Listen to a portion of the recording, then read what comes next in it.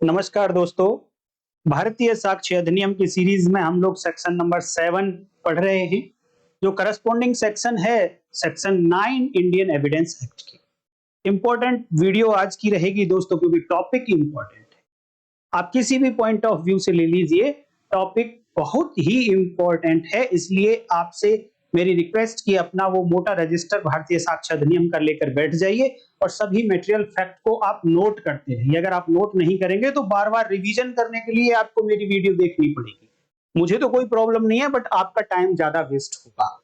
और हाँ, एक किसी व्यूअर का कमेंट आया था दोस्तों, उन्होंने कहा था कि जी टीआईपी के बारे में हमें थोड़ा डिटेल में बताइए।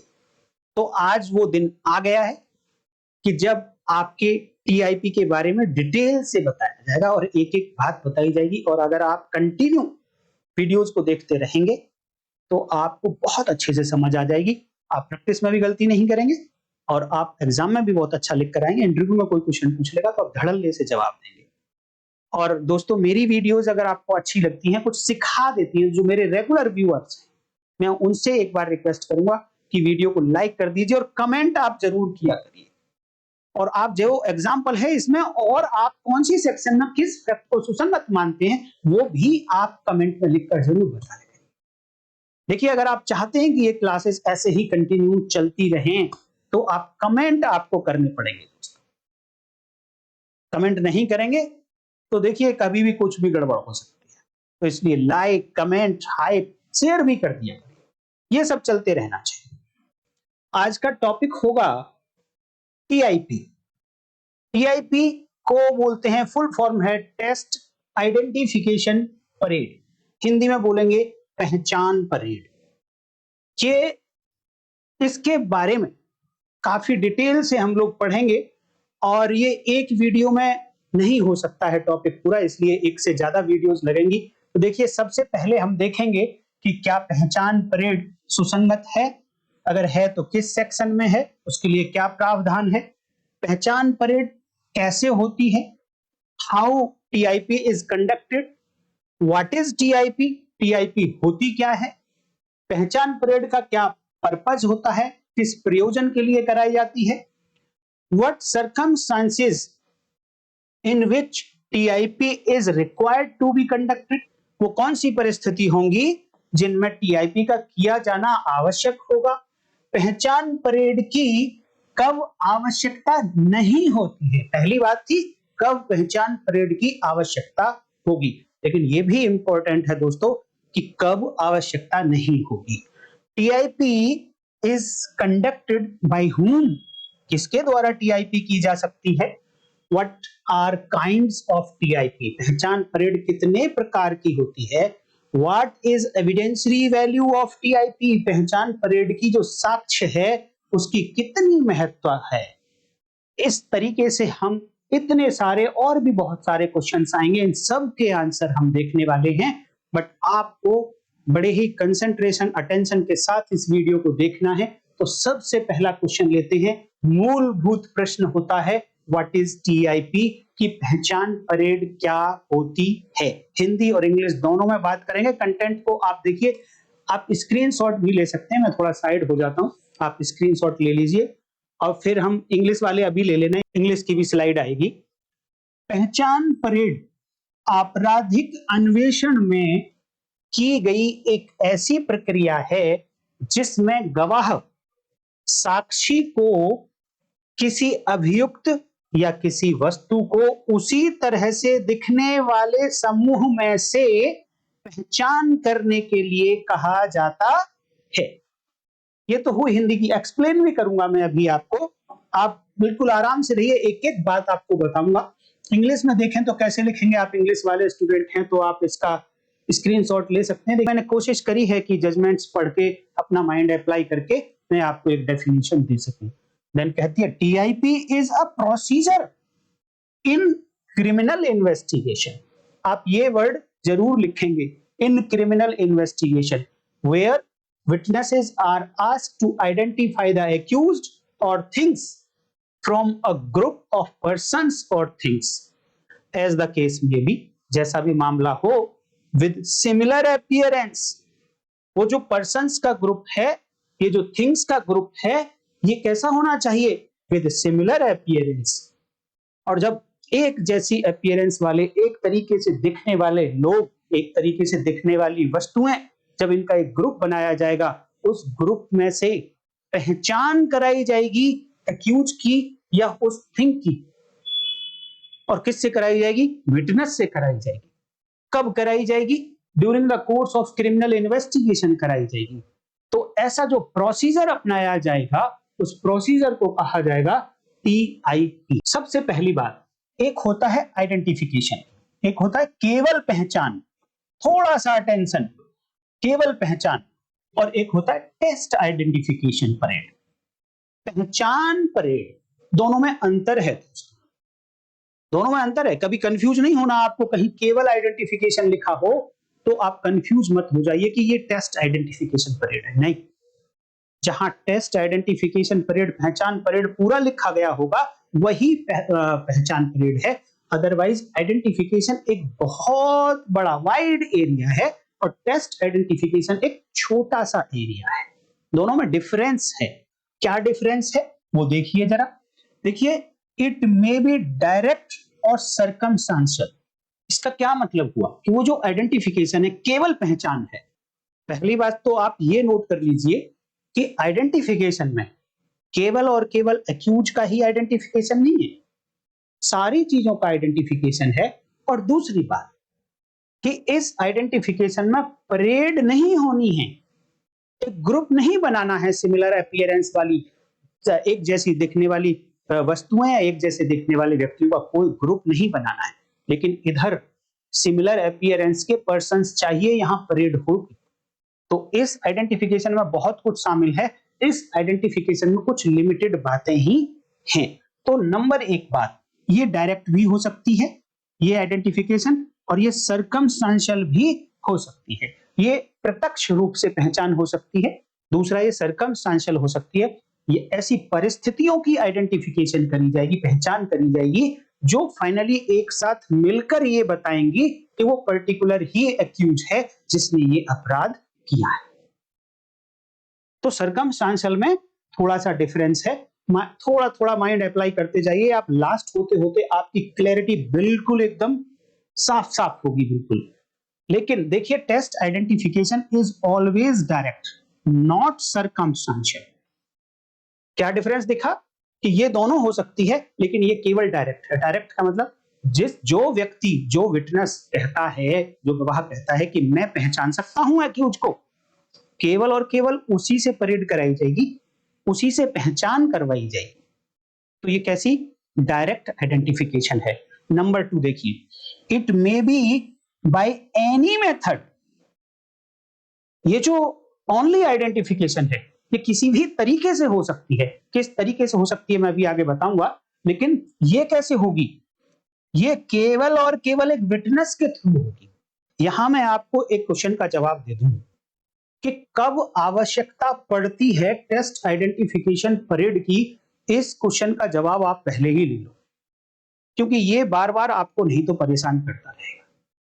देखिए कि एक ऑफेंस हुआ, ऑफेंस एक एक्यूज ने किया है, और किसी भी एक्यूज को आइडेंटिफाई करना, उसकी आइडेंटिफिकेशन, पहचान बताना कोर्ट में कि वो कौन व्यक्ति है, ये बहुत ही महत्वपूर्ण है। बहुत ज्यादा इंपॉर्टेंस का फैक्ट है ये बात कि उस व्यक्ति की पहचान तो सुनिश्चित की जाए जिस व्यक्ति ने ये अपराध किया है। पहचान का मतलब क्या होता है?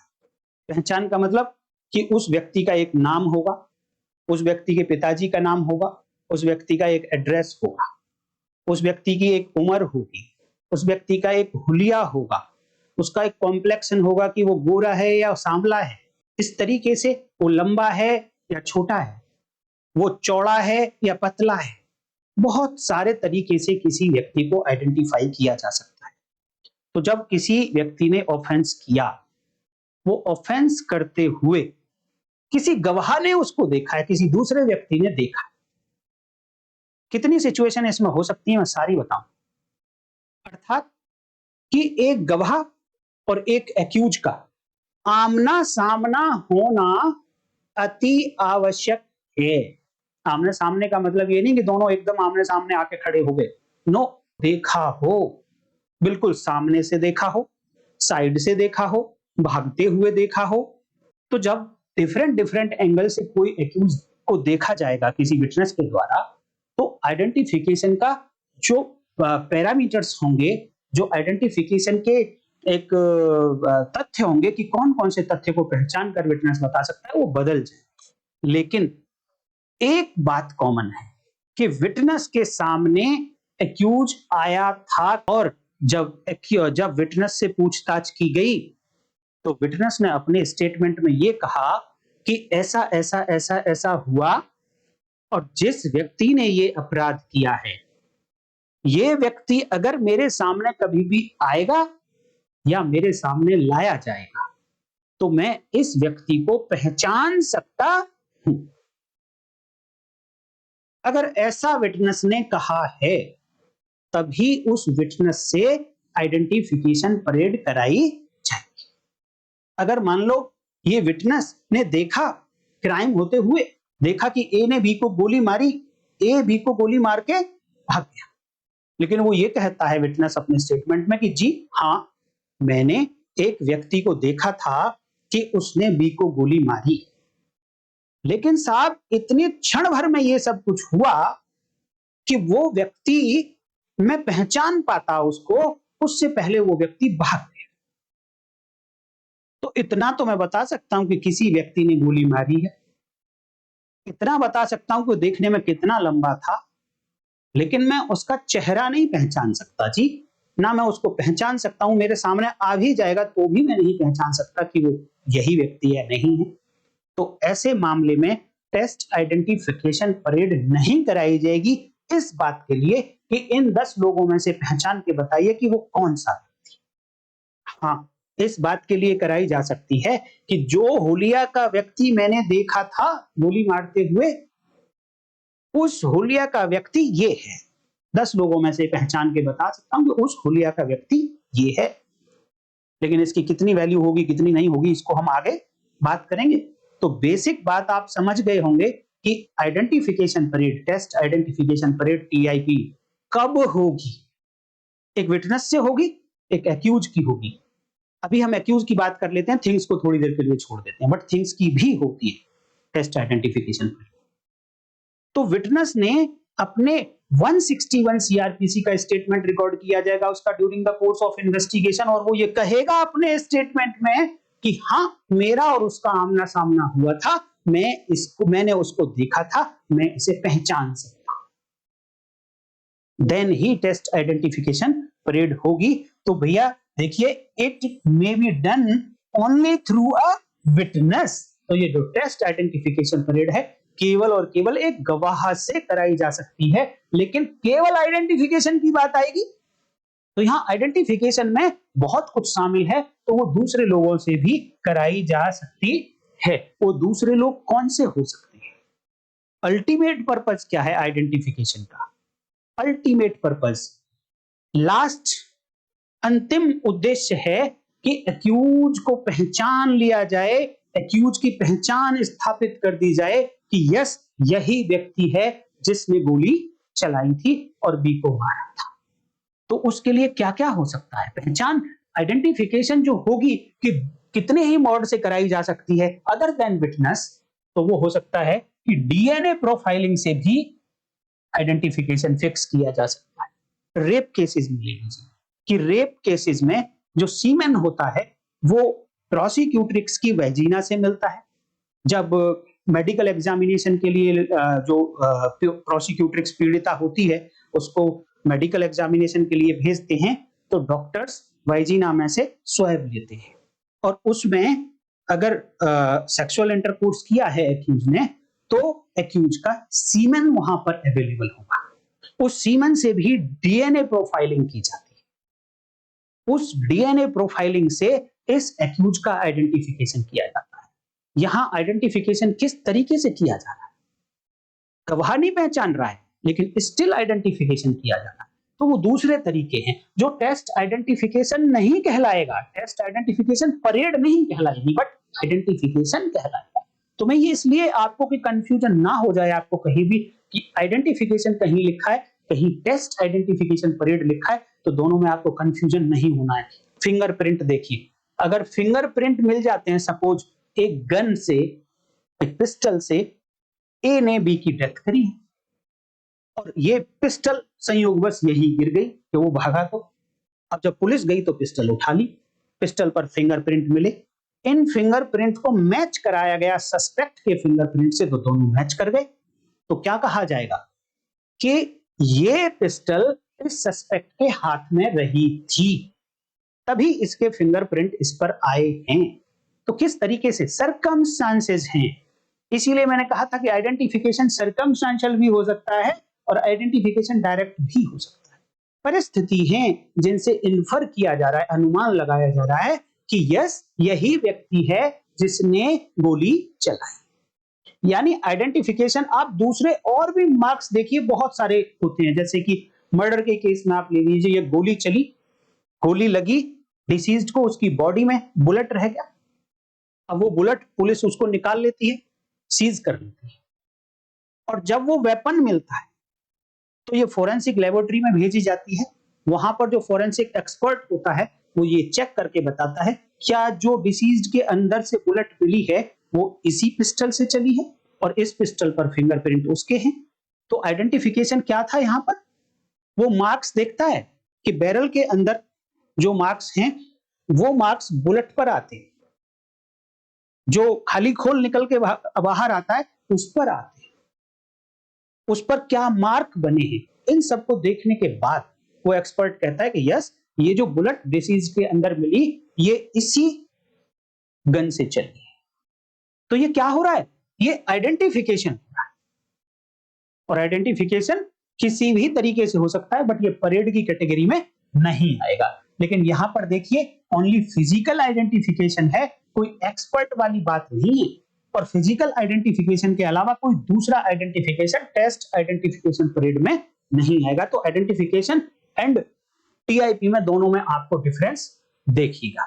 अब क्वेश्चन आता है कि यहां जो सेक्शन 7 बीएसए में 9 इंडियन एविडेंस एक्ट में, तो नंबर एक बात, कब कब सेक्शन 7 में आइडेंटिफिकेशन हो सकता है। नंबर एक, पुलिस इन्वेस्टिगेशन में आइडेंटिफिकेशन हो सकता है, पुलिस अपना इन्वेस्टिगेशन में एक्यूज की आइडेंटिफिकेशन विटनेस से करा सकती है। दूसरा, फोरेंसिक मेडिसिन से आइडेंटिफिकेशन हो सकता है। फोरेंसिक का मतलब होता है विधिक, और मेडिसिन तो आप जानते ही एक ब्रांच है साइंस की, और वहां पर जैसे ब्लड जाएगा, सीमन जाएंगे, तो ये मेडिसिन वाले में जाएगा। तो फोरेंसिक मेडिसिन के थ्रू भी डीएनए प्रोफाइलिंग कराकर, ब्लड ग्रुप दिखाकर और आइडेंटिफिकेशन किया जा सकता है। फोरेंसिक साइंस यानी मेडिसिन वाली ब्रांच को छोड़ दो, बाकी दूसरी साइंस की ब्रांच होती है, जैसे बैलिस्टिक डिवीजन हो गई। बैलिस्टिक डिवीजन बताती है कि कोई यहां पर एक्सप्लोसिव है तो ये कौन सा एक्सप्लोसिव है, ये बुलेट चली है तो इस वेपन से चली है या नहीं चली है। इस तरीके के बहुत सारे आइडेंटिफिकेशन फोरेंसिक साइंस भी करती है। तो सेक्शन 3 में कितने टाइप के आइडेंटिफिकेशन, किस कौन कौन आइडेंटिफिकेशन कर सकते हैं वो यहां पर लिखा, और ये कहां डिसाइड हुआ, Munish Singh Gautam versus state of MP 2005 volume 9 SCC 631, इस केस में डिसाइड हुआ था। अब मैं डेफिनेशन बताता हूं आपको कि मैंने डेफिनेशन कौन से जजमेंट से आपको देखकर बताई थी। जो डेफिनेशन बताई थी वो है Buddha Sen and others versus state of UP AIR 1970 SC 1321। आपने स्क्रीनशॉट लिया होगा तो वो ऑलरेडी आपके स्क्रीनशॉट में आ गया होगा। तो ये 3 तरीके से कनेक्टेड है सेक्शन 7। हालांकि देखिए एक बुक है फिप्सन्स की है, लॉ ऑफ एविडेंस पर अपनी बुक लिखी है इन्होंने, और इसमें यह कहा गया कि section 9 Indian evidence act, now section 7 भारतीय साक्ष्य अधिनियम does not deal with testimonial evidence of identification but deals only circumstantial evidence of identification। Hindi में अगर बात करें तो इन्होंने ये कहा है कि दो तरीके की आइडेंटिफिकेशन है भैया, दो तरीके की एविडेंस हो सकती है आइडेंटिफिकेशन के रिगार्डिंग। एक एविडेंस है टेस्टिमोनियल एविडेंस, अभी बताऊंगा क्या होती है, और दूसरी है सर्कमस्टांशियल एविडेंस। तो उन्होंने कहा है फिप्सन की जो बुक है लॉ ऑफ एविडेंस पर, उसमें यह कहा गया कि सेक्शन 7 में तो टेस्टिमोनियल एविडेंस ऑफ आइडेंटिफिकेशन नहीं है, केवल और केवल सर्कमस्टांशियल आइडेंटिफिकेशंस हैं। तो ये क्या होती हैं दोनों, testimonial identification and circumstantial identification? इसका तो परिस्थितिकी साक्ष्य द्वारा पहचान हो गई। इसका हिंदी आप गूगल करके देख लीजिए क्या हो सकता है, मुझे कमेंट करके भी बताइए कि टेस्टिमोनियल आइडेंटिफिकेशन क्या होगा, टेस्टिमोनियल एविडेंस ऑफ आइडेंटिफिकेशन क्या होगा। तो देखिए यहां पर टेस्टिमोनियल का मतलब है कि it is identification of accused. Number एक बात, दोनों में कॉमन बता देता हूं सबसे पहले मैं, आइडेंटिफिकेशन ऑफ एक्यूज है, यानी आप आरोपी की पहचान करा रहे हैं, testimonial evidence of identification. Same circumstantial evidence भी बात हो रही है, तो वो भी एक्यूज की आइडेंटिफिकेशन ही है दोनों में। ये सेम थिंग में भी हो सकता है, थिंग के लिए भी, वस्तु के लिए भी हो सकता है, बट जो डिफरेंस आता है वो डिफरेंस यहां आता है कि जो टेस्टिमोनियल एविडेंस है आइडेंटिफिकेशन के लिए, वहां पर आई विटनेस होता है जो आइडेंटिफिकेशन करता है, पहचान करने वाला एक चश्मदीद गवाह होता है, प्रत्यक्षदर्शी होता है, जिसने अपनी आंखों से देखा। वो अगर कोर्ट में आके कहे कि यस मैंने देखा था, मैं जानता हूं उस व्यक्ति को जिसने मर्डर किया है, वो तो ABCD ये था, इट इज टेस्टिमोनियल आइडेंटिफिकेशन। जो सर्कमस्टांशियल एविडेंस ऑफ आइडेंटिफिकेशन है, ये हैं जो परिस्थिति ऐसी हैं जिनका हम आइडेंटिफिकेशन विटनेस से नहीं करा रहे, अदर देन विटनेस करा रहे, उनके आधार पर फिर इन्फ्रेंस निकाल रहे, अनुमान लगा रहे कि हो ना हो यही व्यक्ति। और कुछ एविडेंसेस ऐसी हैं, साइंटिफिक एविडेंसेस ऐसी हैं जो तो बिल्कुल एकदम सटीक हैं, वो कह सकती है कि यस यही था। जैसे फिंगरप्रिंट, एक व्यक्ति के फिंगरप्रिंट कभी भी दूसरे व्यक्ति के फिंगरप्रिंट से मैच नहीं करते। तो अगर मान लो एक सीन ऑफ क्राइम पर किसी व्यक्ति के फिंगरप्रिंट मिले और वो जनरली सामान्यतः वहां कभी होता ही नहीं, तो उसके फिंगरप्रिंट वहां पर कैसे आए? इसका मतलब वो घटना के टाइम पर वहां पर था। अब उसको एक्सप्लेन करना पड़ेगा कि वो वहां पर क्यों था। तो मैं एक एग्जांपल देकर अभी आपको बताऊंगा। वैसे तो आपको testimonial evidence of identification and circumstantial evidence of identification में डिफरेंस समझ आ गया होगा। टेस्टिमोनियल डायरेक्ट आई विटनेस पहचान करके बता रहा है, सर्कमस्टांशियल में आई विटनेस नहीं होता है, परिस्थितियों के आधार पर। एक एग्जांपल के थ्रू मैं आपको समझाना चाहूंगा। A is accused of B's murder. A है एक एक्यूज, इसने बी का मर्डर किया है by shooting with a close distance. पास से गोली मारी है ए ने बी को। तो आपको पिक्चराइजेशन करना है, क्योंकि मैं केवल और केवल यही सेक्शन 7 ही नहीं पढ़ा रहा हूं इसमें आप देखिए बहुत सारी सेक्शंस शुरू से लेकर आखिर तक की आपको यूज करनी है। और ऐसा नहीं कि आप पिछली सेक्शंस पढ़ाई हुई भूलते जाएंगे। किसी भी एग्जांपल में जो पीछे पढ़ाई हुई सेक्शंस हैं, आप उनको नोट करके और आप कमेंट में करके बताया करिए कि देखिए इस एग्जांपल में ये सेक्शन भी इस तरीके से रिलेवेंट है। अब देखिए यहां पर एक गोली लगी, ए ने गोली मारी है बी को, तो क्या होगा? बी की बॉडी में होल होगा। क्या है ये रेस जेस्टे भी हो सकता है सेक्शन 4 बीएसए में। ये गोली चलने का इफेक्ट भी हो सकता है सेक्शन 5 में। तो गोली लगेगी बॉडी में तो ये कॉज है गोली का लगना, और उसका छेद होना इफेक्ट है। अब बॉडी में छेद हुआ तो वहां से ब्लड भी निकलेगा। ब्लड का निकलना गोली लगने का इफेक्ट है, परिणाम है। कॉज क्या है? गोली लगना। जब ब्लड यहां से निकलेगा, क्योंकि एक्यूज पास में खड़ा हुआ है, तो एक्यूज के डिसीज का जो ब्लड है वो एक्यूज के कपड़ों पर भी आ सकता है। तो ये सारी बातें आपको ध्यान में रखनी है, पिक्चराइजेशन करना है। अब यहां पर क्वेश्चन आता है कि ए के ऊपर मुकदमा चल रहा है। अगर ए का आइडेंटिफिकेशन नहीं हो पाया कि ए ही था जिसने बी पर गोली चलाई, ये तो प्रूव हो गया कि बी को गोली लगी है, ये प्रूव हो गया कि इस वेपन से लगी है, ये भी प्रूव हो गया कि इस वेपन पर किसी के फिंगरप्रिंट हैं। लेकिन क्या वो फिंगरप्रिंट ए के हैं? तभी तो कनेक्ट हो पाएगा। अब आइडेंटिफिकेशन करना है, तो आइडेंटिफिकेशन कितने तरीके से हो सकता है, मैं वो सारे तरीके यहां पर आपको बताने की कोशिश करता हूं, क्योंकि बिना आइडेंटिफिकेशन के इस ए को सजा दी ही नहीं जा सकती है। तो देखिए, पहला मेथड देखिए कि इस एक्यूज का आइडेंटिफिकेशन कैसे किया जा सकता है। पहला मेथड, सपोज एक व्यक्ति है सी हु नोज ए को जानता है, ये प्रेजेंट था at the scene of crime. एक व्यक्ति सी जो ए को जानता है, वो सीन ऑफ क्राइम पर जब ए ने बी को गोली मारी तो प्रेजेंट था। तो यहां पर सी क्या हो गया? इस ऑफेंस का आई विटनेस, चश्मदीद गवाह हो गया। अब ये सी आएगा कोर्ट में और ये कहेगा कि यस, अपनी गवाही देगा, कहेगा कि यस मैं इस ए को जानता हूं और ये ए वही है जिसने गोली मारी और बी को मार दिया। क्या हो गया?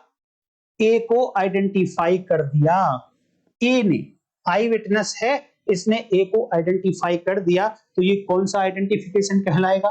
कौन सी एविडेंस कहलाएगी? इसकी एविडेंस टेस्टिमोनियल एविडेंस कहलाएगी of identification of accuse. Testimonial कहलाएगी क्योंकि आई विटनेस है। तो it is called identification by recognition, है टेस्टिमोनियल आइडेंटिफिकेशन। और यहां पर भी एक नाम नया दिया है कि it is called identification by recognition. Witness पहले से ही रिकॉग्नाइज करता है एक्यूज को और फिर उसने आकर बोला कि यस, वो व्यक्ति तो था जिसने डेथ करी थी। तो it is identification testimonial but by recognition. दूसरी कंडीशन देखिए, दूसरा मेथड कि सी पहले एग्जांपल में तो जानता था ए को, but now next situation does not know accuse A. अब यहां पर एक्यूज को जानता तो नहीं है, लेकिन he saw him shooting B and thus he is able to identify and said in his statement। यहां पर C A को जानता नहीं है, लेकिन उसने देखा है कि एक व्यक्ति ने B को गोली मारी है और ये मारते हुए उसने क्योंकि देखा है, इसलिए वो पहचान सकता है कि जिस व्यक्ति ने गोली मारी थी, मैं उसको, उसे मेरे सामने ला दिया जाएगा तो मैं उसे पहचान सकता हूं कि हाँ, यही व्यक्ति है, उसने गोली मारी थी। तो during the course of investigation, क्योंकि इस घटना का आई विटनेस है, तो पुलिस इसका बयान लिखेगी 161 सीआरपीसी करस्पॉन्डिंग टू 180 बीएनएसएस, और उसमें यह व्यक्ति बोलेगा ऐसा, क्योंकि मैंने पहले ही बोला कि जब तक वो बोलेगा नहीं तब तक आइडेंटिफिकेशन का क्वेश्चन नहीं आएगा। तो इसने बोला कि यस, मैं पहचान सकता हूं जिस व्यक्ति ने गोली मारी है बी को, वो मैं मेरे सामने अगर लाया जाता है तो मैं पहचान सकता हूं।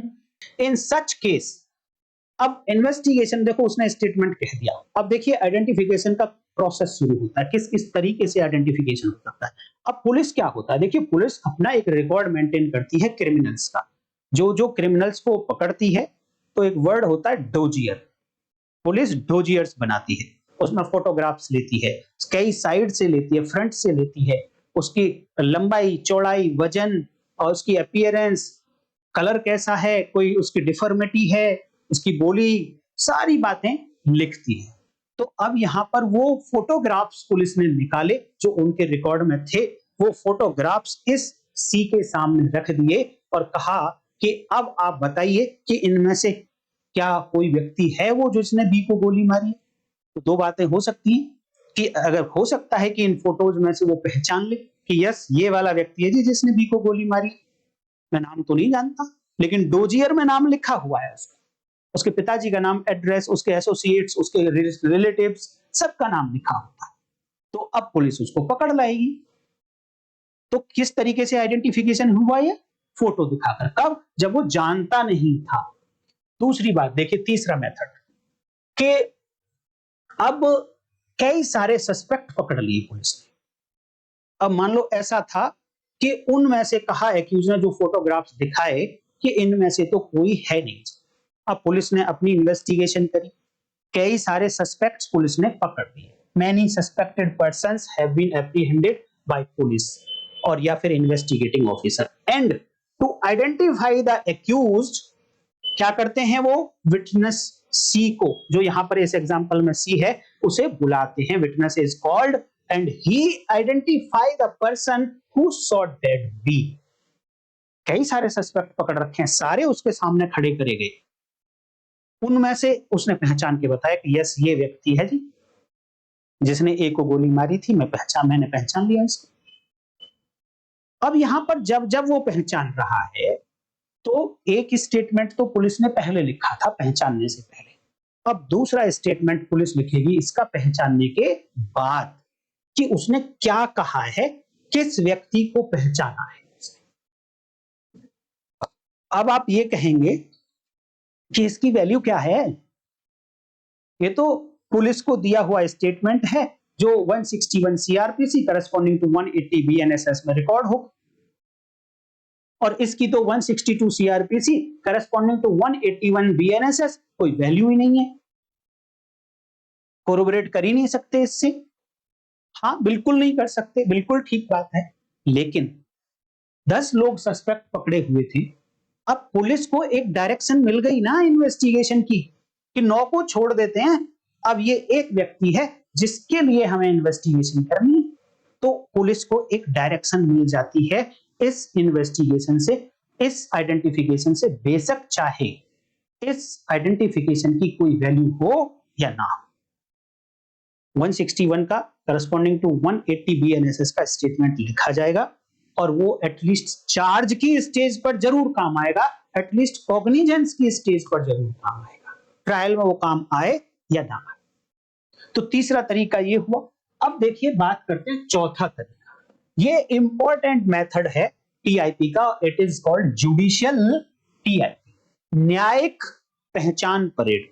इसका नाम न्यायिक क्यों पड़ा, क्योंकि इस पहचान परेड में मैजिस्ट्रेट साहब की एंट्री हो जाती है, इसलिए इसको जुडिशियल टीआईपी कहा जाता है। अब मान लीजिए इसी केस को लेकर चलते हैं।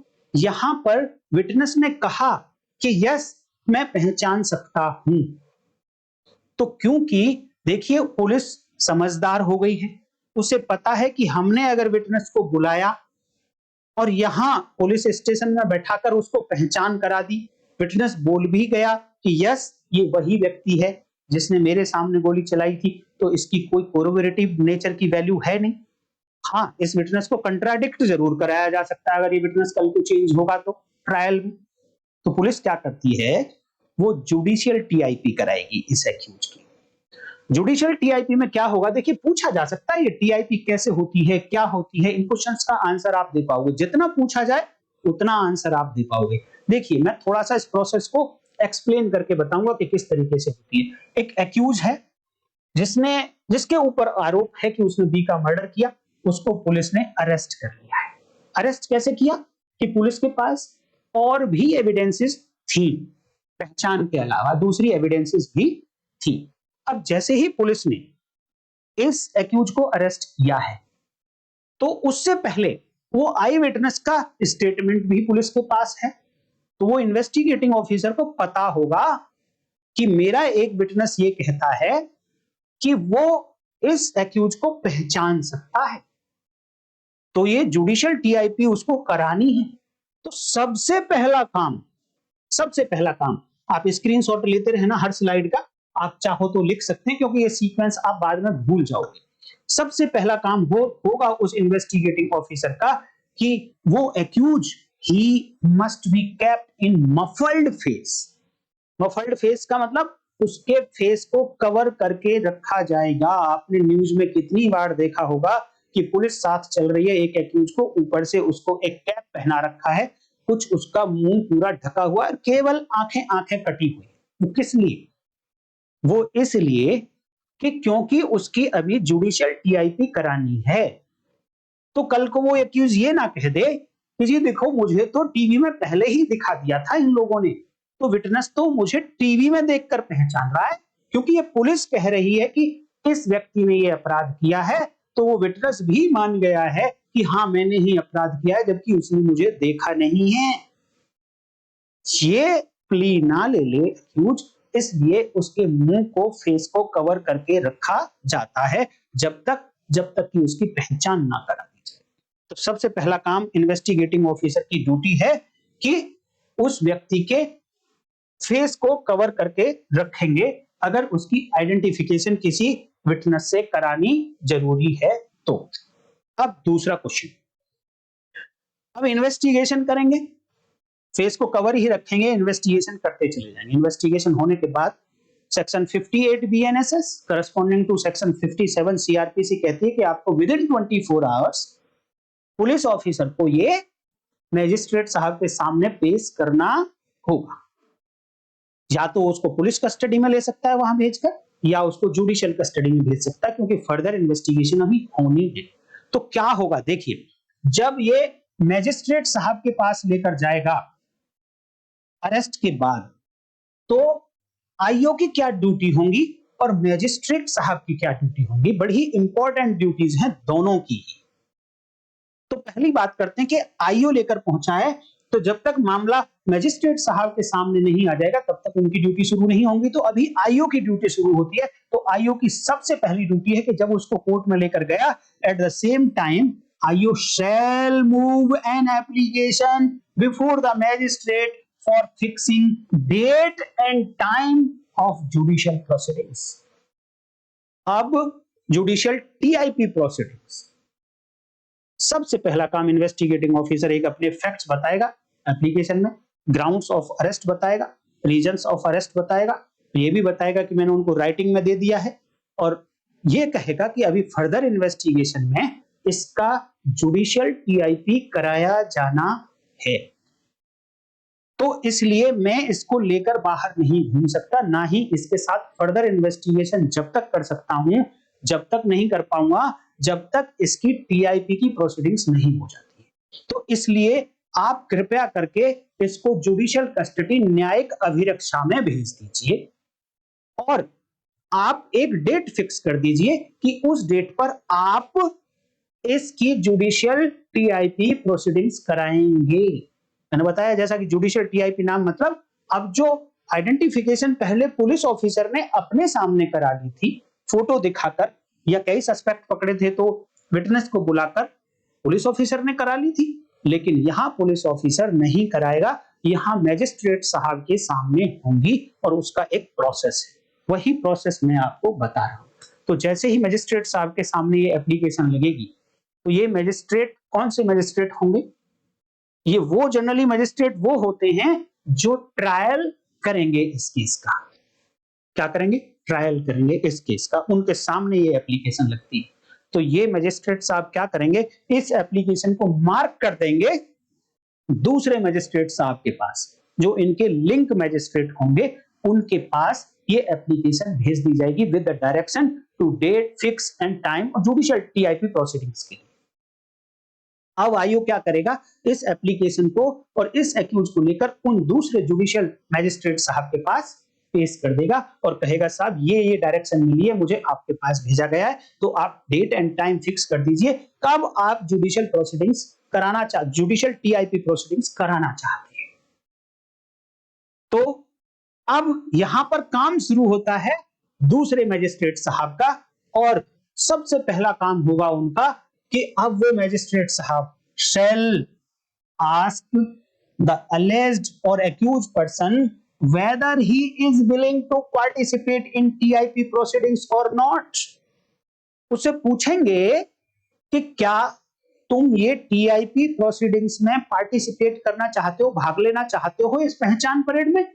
आईओ कह रहा है कि आपकी पहचान परेड कराई जानी है, क्या इनमें आप भाग लेना चाहोगे, पार्टिसिपेट करना चाहोगे। तो यहां पर कितने आंसर आ सकते हैं एक्यूज के, तो यहां पर दो आंसर आ सकते हैं। एक्यूज में से yes I want to participate, और हो सकता है कि वो मना कर दे no I do not want to participate. अगर मान लो उसने यस कहा, अगर उसने यस कहा, तो अब मैजिस्ट्रेट साहब करेंगे क्या? इसका मतलब जुडिशियल टीआईपी अब होनी है, और अगर नो कहा तो जुडिशियल टीआईपी अब नहीं होनी है। तो प्रोसेस यहां से थोड़े से अलग अलग हो जाएंगे। पहले मैं ले लेता हूं कि सपोज उसने कहा यस, तो जुडिशियल प्रोसीडिंग्स होनी है। जुडिशियल प्रोसीडिंग्स होनी है, तो अब मैजिस्ट्रेट साहब एक ऑर्डर पास करेंगे, और उस ऑर्डर में डेट एंड टाइम बताएंगे, और साथ में वेन्यू भी बताएंगे कि वो जुडिशियल टीआईपी कहां होनी है। जुडिशियल टीआईपी का मतलब एक group of similar appearance persons हमें इकट्ठे करने, उनमें एक्यूज होगा, विटनेस आएगा, वो पहचान कर बताएगा कि इनमें से कौन सा है। ये प्रोसीडिंग्स होनी है। तो जनरली ये प्रोसीडिंग्स जेल में होती है, जेल प्रीमिसेस में होती है जनरली। तो एक डेट फिक्स हो गई, एक टाइम फिक्स हो गया, तो वहां पर ऑर्डर पास हुआ। इस ऑर्डर में दो बातें होगी। इस ऑर्डर में जेल सुपरिंटेंडेंट, जेल अथॉरिटीज को ऑर्डर मिला कि आप इस डेट एंड टाइम पर ये सारा अरेंजमेंट करके रखिएगा कि 10 ऐसे ही लोग, सिमिलर अपीयरेंस के 10 लोग आपको इकट्ठे करके रखने हैं जो पार्टिसिपेट करेंगे टीआईपी प्रोसीडिंग्स में, और ये डेट होगी, ये टाइम होगी, मैं आऊंगा, विटनेस आएगा, और वो पहचान कराई जाएगी। ये ऑर्डर पहुंच जाता है जेल अथॉरिटीज के पास। अब ये आईओ क्या करेगा, इस ऑर्डर को लेकर, एक ऑर्डर की कॉपी आईओ को दे दी जाएगी। अब ये और इस ऑर्डर को लेकर वापस पहले वाली कोर्ट में जाता है और कहता है कि सर अब आप इसको जुडिशियल कस्टडी में भेज दीजिए, क्योंकि मैं अभी पुलिस कस्टडी इसकी नहीं ले सकता, क्योंकि अगर मैंने टीआईपी से पहले पुलिस कस्टडी ले ली तो मेरे ऊपर आरोप आएगा कि मैंने विटनेस को इसे दिखा दिया था, इसलिए विटनेस पहचान पाया जुडिशियल प्रोसीडिंग्स में। तो मैं उस आरोप से बचने के लिए इसको जुडिशियल कस्टडी में भेजना चाहता हूं। तो अब वो ट्रायल कोर्ट इसको जुडिशियल कस्टडी में भेज देंगे। अब काम शुरू होगा वहां पर जेल में। जेल में ऑर्डर गया है, और विटनेस को भी आईओ इन्फॉर्म करेगा कि इस डेट पर, इस टाइम पर उसको उस जगह पर पहुंचना है जहां पर टीआईपी होनी है। ये इन्वेस्टिगेटिंग ऑफिसर की ड्यूटी है। दोनों चीजें डिसाइड हो गई। अब जेल अथॉरिटी ने अपना अरेंजमेंट कर दिया। अब क्वेश्चन आता है कि अगर मान लो कि यहीं पर ये एक्यूज मना कर देता कि साहब मैं तो टीआईपी प्रोसीडिंग्स में पार्टिसिपेट करना नहीं चाहता हूं, तो the magistrate will pass necessary order in this regard. वो एक अपना ऑर्डर लिखेंगे, और उसमें लिखेंगे कि एक्यूज को मैंने बताया, पूछा उसने, तो उसने मना कर दिया कि मैं जुडिशियल टीआईपी प्रोसीडिंग्स में पार्टिसिपेट करना नहीं चाहता। लिखेंगे ऐसा, मैजिस्ट्रेट साहब अपना ऑर्डर पास करेंगे। और ऑर्डर पास करने से पहले मैजिस्ट्रेट साहब की दो ड्यूटी होंगी। भैया कितनी ड्यूटी होंगी? दो ड्यूटीज होंगी। नंबर एक, उन्हें एक्यूज को बताना पड़ेगा, पहले उससे पूछना पड़ेगा कि why he is not willing to participate in TIP proceedings. वो क्यों पार्टिसिपेट नहीं करना चाहता है, इसका रीजन पूछेंगे। तो वो जो भी रीजन बताएगा वो उसमें अपने ऑर्डर में लिख देंगे। जनरली उसको जो डिफेंस काउंसिल्स होते हैं वो ये कह देते हैं कि भाई तू ये कह देना, क्योंकि मुझे पुलिस ने पहले ही गवाह को दिखा दिया है, और जनरली हो भी सकता है कि पुलिस ने दिखा भी दिया हो, तो गवाह तो पहचान ही लेगा जितनी भी भीड़ में आप खड़ा कर दोगे उसको, और अगर पहचान लिया तो वो उसके अगेंस्ट जाएंगी प्रोसीडिंग्स। तो इसलिए एक्यूज ये कह देता है कि मुझे तो ऑलरेडी विटनेस को दिखाया हुआ है, या फिर विटनेस ऑलरेडी मुझे जानता है, इसलिए मैं टीआईपी प्रोसीडिंग्स में पार्टिसिपेट नहीं करना चाहता हूं। तो पहली ड्यूटी मजिस्ट्रेट साहब ने पूरी कर दी, उसका जवाब आ गया। अब दूसरी ड्यूटी है मजिस्ट्रेट साहब की कि वो एक्यूज को ये बताएंगे कि भैया अगर आपने टीआईपी प्रोसीडिंग्स में पार्टिसिपेट करने से अगर मना किया, रिफ्यूजल किया है पार्टिसिपेट करने से, तो ये जो ऑर्डर अब मैं लिख रहा हूं कि तुमने मना कर दिया है, ये ऑर्डर आपके अगेंस्ट पढ़ा जाएगा एज ए कंडक्ट। ये ऑर्डर कि ये बात कि आपने टीआईपी प्रोसीडिंग्स में शामिल होने से मना कर दिया, क्या है ये? फैक्ट है किसने सुना है? जज साहब ने सुना है। तो जज साहब कोर्ट में जाएंगे ट्रायल के टाइम पर और ये कहेंगे कि यस, इसने मना कर दिया था। तो सेक्शन 6 भारतीय साक्ष्य अधिनियम में ये इसका कंडक्ट होगा और वो सुसंगत है। तो इन्फ्रेंस निकाला जाएगा क्योंकि ये व्यक्ति क्राइम में शामिल था और इसको डर है कि एक्यूज ने देख लिया होगा तो मुझे पहचान लेगा, इसलिए तुम शामिल नहीं होना चाह रहे हो। ऐसा इन्फ्रेंस आपके अगेंस्ट निकाला जा सकता है ड्यूरिंग ट्रायल। तो ये आप ध्यान रखकर जवाब दीजिए। तब भी वो कहता है कि ठीक है जी, मैं तो पार्टिसिपेट नहीं करना चाहता हूं। तो ये बातें वो मजिस्ट्रेट साहब लिख देते हैं अपने ऑर्डर में। अब यहां से आगे बात शुरू होती है कि अब जेल अथॉरिटीज अरेंजमेंट करती हैं कि किस तरीके से वहां पर टीआईपी प्रोसीडिंग्स होती हैं। ये आपको जानना जरूरी है। इनसाइड जेल क्या होगा? जेल के अंदर जेल अथॉरिटीज 10 ऐसे लोगों को इकट्ठा करेंगे जो एक्यूज से मिलते जुलते हों। उनकी हाइट इतनी हो, उनकी चौड़ाई इतनी हो, उनका कॉम्प्लेक्शन भी ऐसा हो। अगर कोई स्पेसिफिक मार्क है उसकी बॉडी पर तो कोशिश करेंगे कि ऐसे मार्क वाले लड़के खड़े किए जाएं या फिर इस जो आर्टिफिशियल मार्क ऐसा बना दिया जाए उनके चेहरे पर। सिमिलर अपीयरेंस का मतलब यही है कि भैया वो एक सारे के सारे लगभग दिखने एक जैसे चाहिए।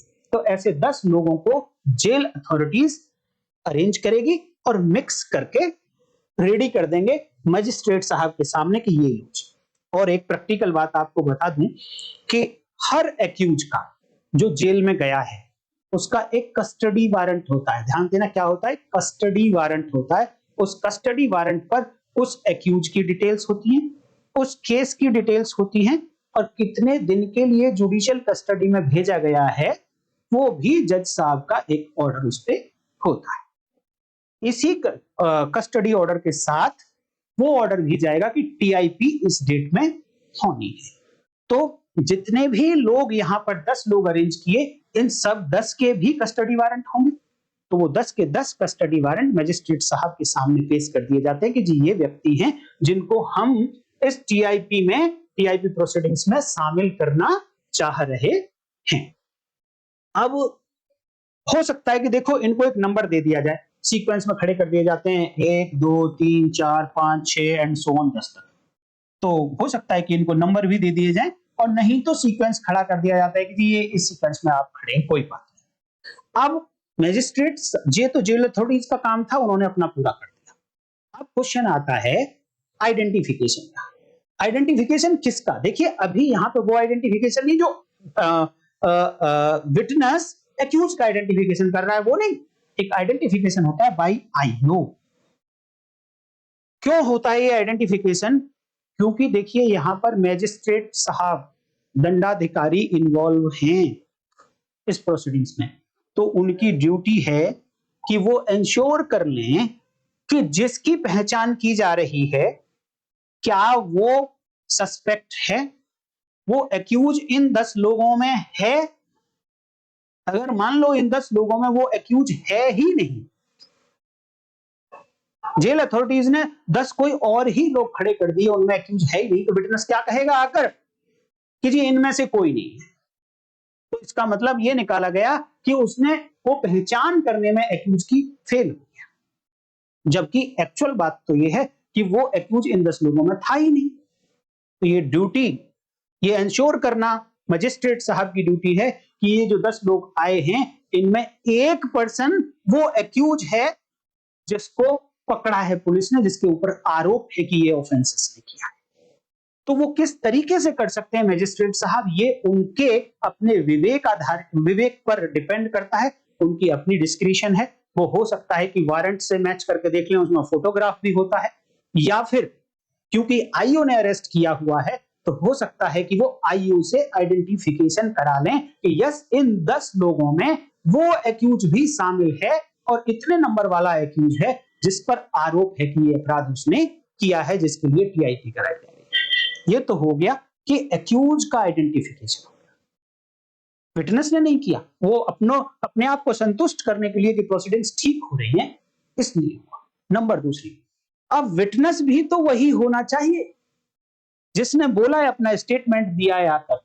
तो अगेन मैजिस्ट्रेट साहब की ड्यूटी है कि वो एंश्योर करें कि ये वही व्यक्ति है जिसने अपना स्टेटमेंट दिया 161 CrPC corresponding to 180 BNSS police को, कि वो पहचान सकता है। तो वो उसका स्टेटमेंट पहले होता है उनके सामने, उसमें देखेंगे क्या ये कह रहा है कि हाँ मैं पहचान सकता हूं। उसका नाम पूछेंगे, उसमें स्टेटमेंट में नाम भी लिखा होता है, पिताजी का नाम, एड्रेस, उम्र, फोन नंबर सब लिखा होता है। उनसे भी वो चेक कर सकते हैं कि हाँ ये यही व्यक्ति है।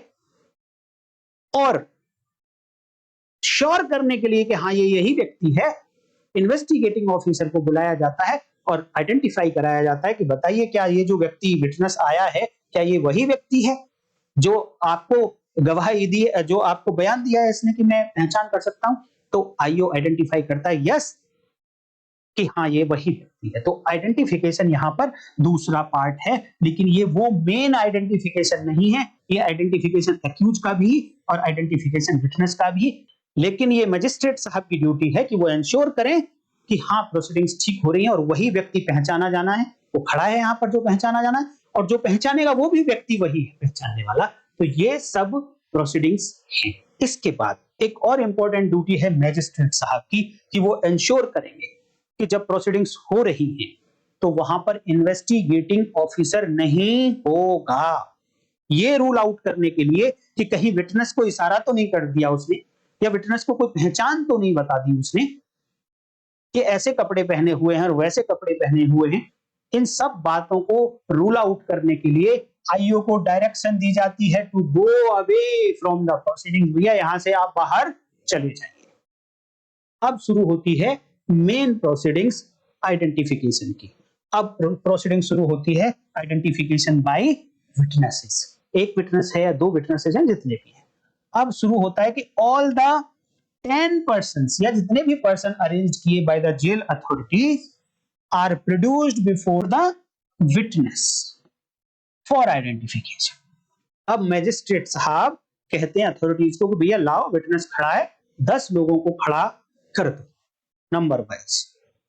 अब विटनेस को बोला जाता है कि मजिस्ट्रेट साहब कहेंगे, अब डेफिनेशन पे आ जाइए। अब विटनेस को कहा जा रहा है, क्रिमिनल इन्वेस्टिगेशन में कहा जा रहा है कि, और सिमिलर ग्रुप में से कहा जा रहा है कि आप पहचान कर बताइए कि कौन सा वो व्यक्ति है जिसको आपने देखा था क्राइम करते हुए। तो ये विटनेस अब पहचान करना शुरू कर देता है।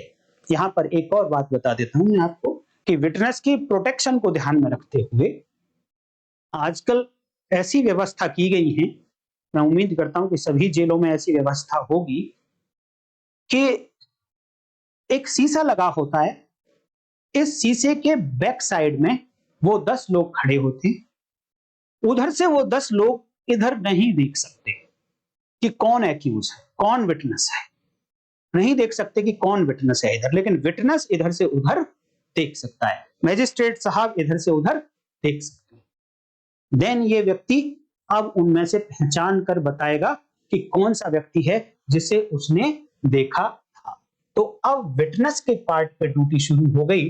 तो ये विटनेस क्या क्या कर सकता है, देखिए। द विटनेस में डिनाई टू आइडेंटिफाई, वो कह सकता है कि नहीं जी मैं नहीं पहचान पा रहा हूं, ये इतने क्लोजली मिले हुए हैं, सारे एक जैसे लग रहे हैं, मैं नहीं पहचान पा रहा हूं कि वो कौन सा व्यक्ति था उस दिन, ऐसा कह सकता है। नंबर दूसरी बात, वो हो सकता है कि करेक्टली आइडेंटिफाई कर दे, उसी व्यक्ति को आइडेंटिफाई कर दे, यस 6 नंबर पे जो खड़ा है ना साहब व्यक्ति, बाएं से 6 तरफ 6 नंबर पे खड़ा है, ये है वो व्यक्ति जिसने गोली चलाई थी बी पर। या हो सकता है कि इनकरेक्टली आइडेंटिफाई कर दे, वो खड़ा तो था व्यक्ति जिसको पकड़ा था पुलिस ने, आरोपी है, वो खड़ा था 6 नंबर पर, और वो बोले कि नहीं जो 7 नंबर पर जो खड़ा है व्यक्ति उसने गोली चलाई थी ए बी पर। तो ये 3 तरीके के आइडेंटिफिकेशन ये एक्यूज कर सकता है। तो जैसा भी आइडेंटिफिकेशन होगा, अब फिर से मजिस्ट्रेट साहब की ड्यूटी शुरू हो जाती है।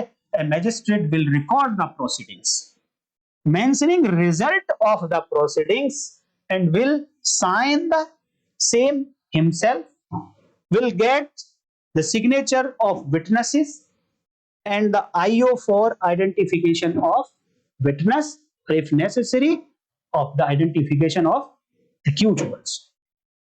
क्या करेंगे मजिस्ट्रेट साहब, ये सारी प्रोसीडिंग्स को रिकॉर्ड करेंगे, उसमें विटनेस के साइन कराएंगे और उसमें साथ में आईओ की भी साइन कराएंगे for the purpose of identification of these accused और विटनेसेस व्हाटएवर मे बी। ये हो गई है सारी की सारी प्रोसीडिंग्स। अब इस प्रोसीडिंग जो रिकॉर्ड करी गई, इसकी एक कॉपी इन्वेस्टिगेटिंग ऑफिसर को हैंडओवर कर दी जाती है फर्दर इन्वेस्टिगेशन के लिए। अगर करेक्टली आइडेंटिफाई कर दिया है तो उस तरीके से इन्वेस्टिगेशन करेगा, अगर इनकरेक्टली गलत तरीके से आइडेंटिफाई कर दिया, गलत आदमी को आइडेंटिफाई कर दिया है तो उस तरीके से दूसरी एविडेंसेस को ध्यान में रखते हुए डिसीजन लेगा।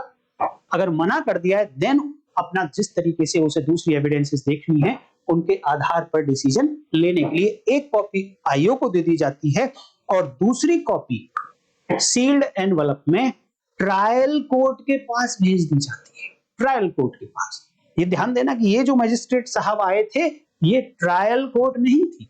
इसके पीछे का कारण ये है क्योंकि जिन मजिस्ट्रेट साहब ने ये प्रोसीडिंग्स की हैं ये विटनेस होंगे इस केस के। ये प्रोसीडिंग्स को प्रूव करने के लिए, एक्यूज ने मना किया था तो उसको प्रूव करने के लिए ये एक विटनेस होंगे। अगर ये प्रोसीडिंग्स उसी कोर्ट ने कर दी जिस कोर्ट में ट्रायल चलना है तो ये तो प्रिंसिपल ऑफ नेचुरल जस्टिस के अगेंस्ट हो जाएगा कि कोई भी वो व्यक्ति जो जज है इस केस का वो इस केस में विटनेस नहीं हो सकता। तो इसलिए इस प्रिंसिपल ऑफ नेचुरल जस्टिस में फॉल करने के लिए एक ऐसे मैजिस्ट्रेट से टीआईपी कराई जाती है जो इस केस का ट्रायल नहीं करेगा क्योंकि वो विटनेस होने वाला है। तो अब यहां पर सील्ड एनवलप में एक कॉपी मैजिस्ट्रेट, ट्रायल मैजिस्ट्रेट के पास भेज दी जाती है और आगे की प्रोसीडिंग्स के लिए। और यहां पर जो टीआईपी का प्रोसीडिंग्स थी, किस तरीके से टीआईपी कंडक्ट की जाएगी वो एंड हो गया है। लेकिन मैंने पीछे आपको इतने सारे क्वेश्चंस दिखाए थे, उन सभी क्वेश्चंस के जवाब अभी भी बचते हैं। देखिए ये प्रोसीडिंग्स पहले बताना जरूरी था क्योंकि इसके आधार पर अब आप आगे के क्वेश्चंस को आसानी से समझ पाएंगे। आज की वीडियो हो सकता है थोड़ी लंबी हो गई क्योंकि वो प्रोसीजर बताना जरूरी था, बट आगे की वीडियोस में हम आप कॉन्सेप्ट जो थे, मैंने क्वेश्चंस रखे थे, उन सबको एक एक करके आप लोगों के लिए बताऊंगा दोस्तों ने।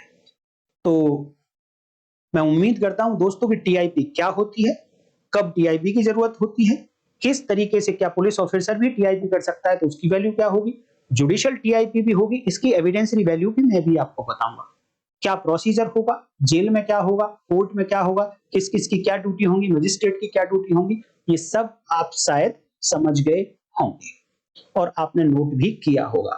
तो आज की वीडियो में इतना ही। नेक्स्ट वीडियो में नेक्स्ट क्वेश्चंस के जवाब के साथ फिर मिलूंगा दोस्तों। तब तक के लिए नमस्कार, जय हिंद।